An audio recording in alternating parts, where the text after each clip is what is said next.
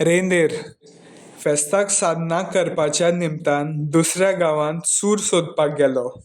आरे बाबा, म्हाका मातशें रेंदेर कायतान हाचें घर दाखोवशी. हे वाटेन वच आनी मातशें राव, येतलो घरा सूर घेवन.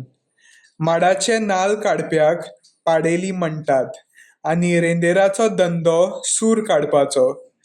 तो 2 दिसा 3 फावटी तरी हाताक काती आनी दाबवणें घेवन माडार चडटा. माडार चडून रेंदेर पोय कापता आनी घट बांदता आनी ताच्या तोंडार दाबणें लायता. तातूंत सूर पडटा. रेंदेराच्या जिवितांत खूब त्रास, पूण तो कुशाळकायेन आनी सुडसुडायेन माडार चडटा आनी देंवता.